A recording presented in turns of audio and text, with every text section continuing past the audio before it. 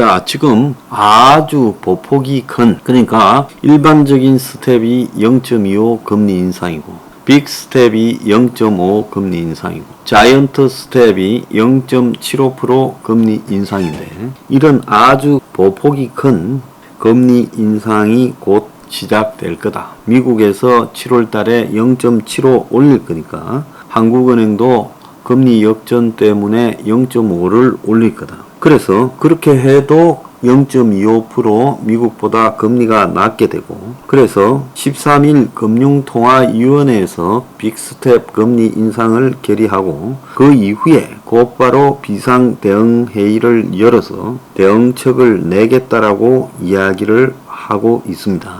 그런데 이제 9월달까지 4번의 원리금 상한 유예를 갖다가 지금 해왔는데, 앞으로 이걸 더 유예할 것인가 라는 부분에 대한 판단을 사실은 9월달까지가 마지막이라고 여러 번 이야기했고, 금융기관들도 그렇게 못을 박았어요. 근데 그러면 윤 정권은 지금 앞으로 5년을 가야 되는데, 정권 초에 이런 식으로 원리금 상한 유예를 하면서 얼마나 버틸 거냐. 그래서 원리금 상한 유예 여부에 대해서 금융위원회 관계자는 9월까지 시간이 있으므로 좀 지켜봐야 되겠다라고 말을 하고 있습니다. 자, 지금 금리가 역전되면서 환율이 변할 거라고 지금 이야기가 나오고, 가계부채 이자 부담과 취약 자주, 그래서 취약한 돈을 빌려간 사람들의 부채 부실화 문제도 커지고 있어요. 작년 8월 대비 한국은행의 빅스텝 0.5% 인상이 있을 경우 기준금리가 무려 작년보다 1.75% 오르게 되고, 이만큼 대출금리가 올랐다 했을 때 자주 돈 빌린 사람 1인당 이자 부담은 1년간에 114만원, 변동금리를 74.2% 했다 봤을 때 기준입니다. 증가하게 돼서 전체적으로 23조 1천만원이 늘어나게 된다. 자, 지금 과다 채무자 등 취약차주도 증가세를 보이고 있는데, 금융안정보고서에 따르면 다중채무자, 금융기관 여러 곳에 빚을 지고 있으면서 소득 하위 30%, 신용점수 664점 이하의 취약차주가 3월 말에 6.3%였는데 석 달 만에 0.3% 더 늘어난 거랍니다. 그래서 앞으로 취약차주가 급속하게 늘어날 거라고 예상이 되고 있습니다.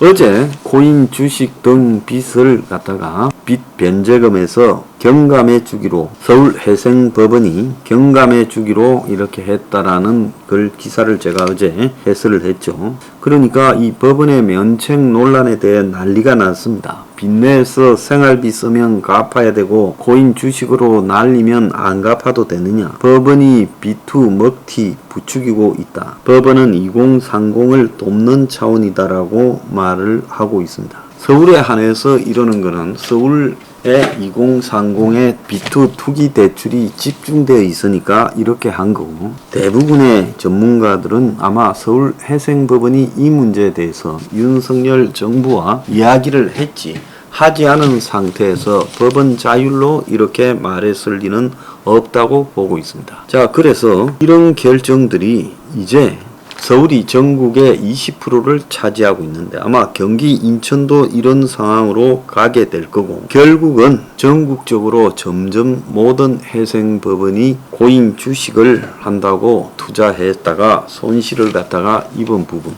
그 빚에 한해서는 갚지 않아도 된다라고 될 거다. 그래서 무분별하게 앞으로 빚을 내서 코인이나 주식 투자를 해서 날렸다는 사람들이 나올 거고, 한 40대 여성 직장인은 전세금, 생활비나 자녀 학비에 쓰려고 대출받아 원금이자 꼭꼭 갚아온 사람들이 있는데, 이 사람들은 뭐고?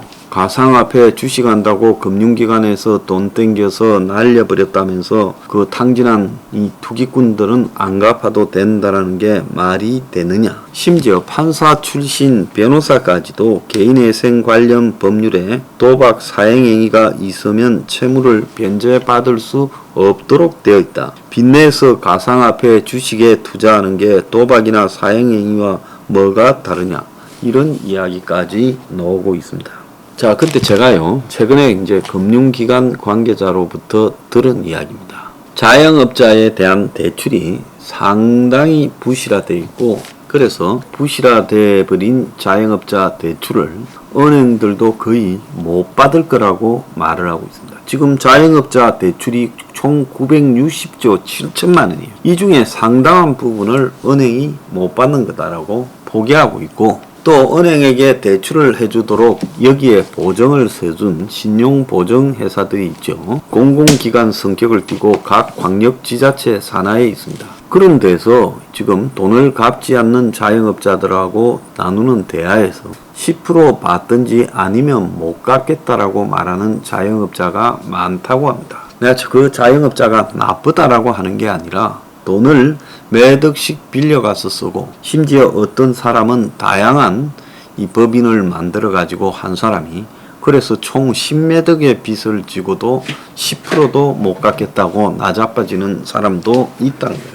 그러면 은행이 그 부채 부분을 이 신용보증회사에 전가하고 자기들은 신용보증회사의 보증을 가지고 추심해서 자기들 돈은 받아가 버리면 결국 신용보증회사들이 지금 거대한 손실이 발생해서 문을 닫지 않겠느냐라는 이야기까지도 나오고 있다고 합니다. 그래서 작년은 재작년에 코로나 때 문 정권이 엄청난 보증을 해주라고 수십조 보증인이 어쩌니 하는 것들을 했죠. 그래서 자기 자본금의 12배까지 보증을 서줬다는 거예요. 근데 지금 그 보증 서준 부분에 대해서 지금 안 갚아도 그것 때문에 깜빵을 갈 일 없고, 솔직히 뭐 10%만 갚아도 된다라는 식으로 딜들을 하고 있고, 그래서 결국은 다수의 이 보증을 통해서 돈을 빌린 사람, 왜 자기 신용이 안 되니까 신용 취약자들이 지자체 신용 보증을 통해서 돈을 빌렸는데 그 사람들이 갚을 생각들을 거의 안 하고 있다. 그래서 결국은 은행들은 신용보증사에서 받아내고 나머지 그 신용보증 등이 좀 취약한 빚은 캠코 자산관리공사에 10%에 넘긴다라는 이야기가 있습니다. 그러니까 과거에 이 카드 빚 있잖아요. 카드를 남발해서 쓰고 그 카드 빚을 갖다가 넣지 않는 그런 채권들, 카드 채권을 한때 문재인의 변호사 로펌도 거기 관여했죠. 그래서 그 카드 빚에 대해서 그것을 마지막에 이제 보면 저축은행 등이 넘겨받아가지고 뭐 20%니 이렇게 넘겨받아서 채권 추심을 끝까지 해온 것들이 있었죠. 근데 이제 그거를 갖다가 전부 은행들이 한 10% 수준으로 넘겨버린다는 거예요. 어디에 넘기느냐? 자산관리공사에 넘긴다는 거예요. 자, 은행은 그 중에는 일부는 보증회사에서 보증을 받았고 일부는 그냥 생으로 떼이는 거죠. 그래서 아마 정부가 은행들 보고 적어도 너네들 몇 년간 이자 장사 잘했으니까 적어도 은행마다 한 조 단위 이상 이런 것들이 떼이는 거는 감수해라. 지금 그렇게 가는 것 같아요. 그래서 은행은 10%에 넘겨버리면 90%가 덮어 쓰는 거예요. 그러면 자산관리공사는 그 10%짜리 10분의 1로 디스카운트 된 자영업자의 부채에 대한 채권을 가지고 이제 배드뱅크를 만들어서 거기에서 소화를 할 것 같다는 겁니다. 벌써 배드뱅크에 관한 기사가 나오고 있어요. 배드뱅크 설립 가시와 자영업자 연착률 도울까, 안전판 없는 자영업자 비폭탄 미봉책으로 한 게 도덕적 해이 논란까지 벌어지고 있다라는 보도가 며칠 전에 나왔어요. 그래서 자영업자의 부채가 960조가 넘고, 그래서 이들 중에 연쇄 파업으로 이어질 거고, 결국은 캠코 산하에 배드뱅크를 설립해서 자영업자의 부채를 10%로 은행에서 인수하는 방향으로 탕감하고 만기를 조정해서 재기를 돕는다는 거예요. 그래서 기획재정부가 새출발기금이라는 배드뱅크를 만들고 캠코가 이를 이용해 부실 채권을 매입한다는 거예요. 그래서 배드뱅크 설립을 캠코가 추진 중이고, 그래서 새출발 기금을 가지고 10%로 자영업자의 부실 채권을 사들여서 이제 그걸 가지고 정리를 한다. 그게 뭐 정리가 되겠습니까? 떼이는 거고, 일부는 뭐 회생을 한다 하면서 3년간에 걸쳐서 20% 정도 갚으면 되는데, 아마 이번에 무너진 사람들은 일반 회생 절차 수준도 안 가고 탕감될 거라고 지금 예측이 되고 있습니다. 그래서 캠코는 지금 배드뱅크 설립을 위한 자문 용역회사 선정에 착수했고, 업무 자문을 해줄 법무법인 컨소시엄도 진행시키고 있고, 내용은 공개하지 않지만 정부가 3조 6천억을 출자해 총 30조의 부실 채권을 사들일 거다. 그러니까 한번 보세요. 거의 10분의 1 가격이잖아요. 그래서 30조 부실 채권을 사들여서 이 배드뱅크에서 금융기관의 부실 자산이나 채권만을 전문적으로 넘겨받아 처리하는 기관이고, 은행이 채무자의 부실 채권을 배드뱅크에 매각하면 배드뱅크는 채무자의 상황에 맞춰 채무를 조정해 연착륙하는 거고, 실제로 배드뱅크가 과거에도 경제 위기가 닥쳤을 때 금융사의 부실 채권 정리를 위해 활용이 되었고, 김대중 정권은 외환위기 때 배드뱅크 부실 채권 정리 기금을, 노무현 때는 두 번째 배드뱅크 희망 모아를, 이 카드빚 그런 걸 때요. 그리고 이명박 때는 이제 신용회복기금, 그리고 박근혜도 행복기금, 국민행복기금 등을 만들어서 채무조정을 지정했는데, 배드뱅크가 설립될 때마다 결국은 민간 은행이 이 기금으로 수천억을 출자해왔다. 그런데도 결국 배드뱅크가 이슈화되는 것은 코로나 장기화로 소상공인 중소기업을 위한 이 대출이자, 즉 지속적 만기 연장 조치를 배드뱅크가 해주기를 기대한다는 거예요. 망할 사람을 데리고 그가 갚을 기한 등을 연기해주며 채무 조정을 한다면서 시간을 끌기 위한 용도다라고 예측이 되고 있습니다.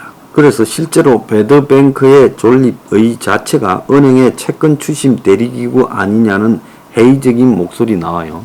은행이 지금 채권 추심을 하기에 사람이 너무 많으니까 이게 감당 불가요. 그럼 은행의 모든 총력이 거기 집중돼. 은행 업무가 안 될 거예요. 그러니까 배드뱅크로 만들어서 넘기는 과정에서 이미 90%를 탕감해주고, 배드뱅크가 형식적으로 채무자들에게 한 10%라도 받으면 될 거다. 그러면서 이제 도덕적 해이가 만발할 거라는 이야기가 나오고 있고, 그런데 정부가 지금 배드뱅크를 설립해서 경제 위기에 대응을 하려고 하고 있다는 거예요. 그래서 자영업자 대출 만기 연장 및 상한 유예 조치가 9월에 종료되면 이제 자영업자의 금융 부채 폭탄이 터질 수 있기 때문에 그걸 갖다가 유지시켜 가고 시간을 끌기 위해, 그래서 960조에 이르는 이런 부채를 갖다가 끌어가기 위해 배드뱅크를 만들고 있다는 겁니다.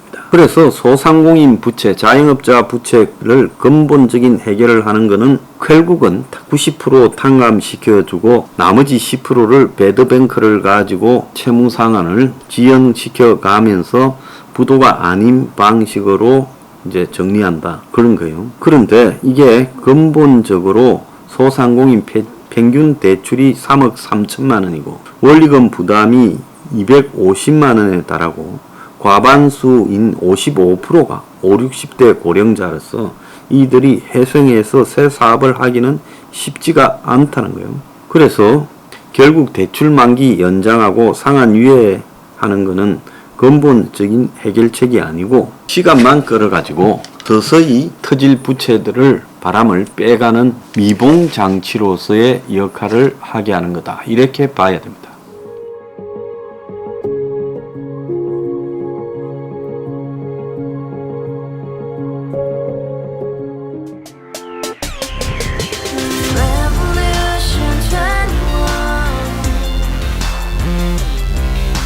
Revolution 21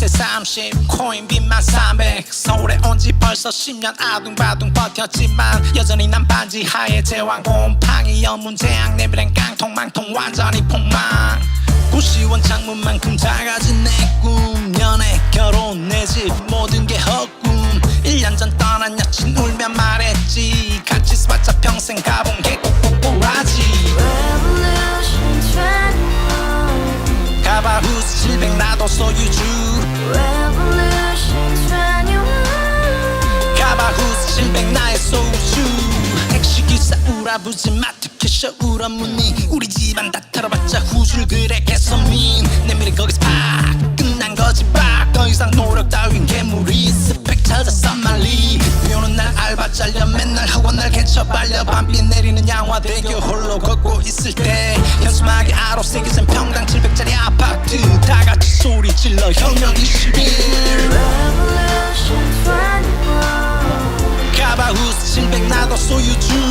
Revolution 21 가바후스 700 나의 소유주 You and I, we live together in the house brand new day and your dream had just begun Yeah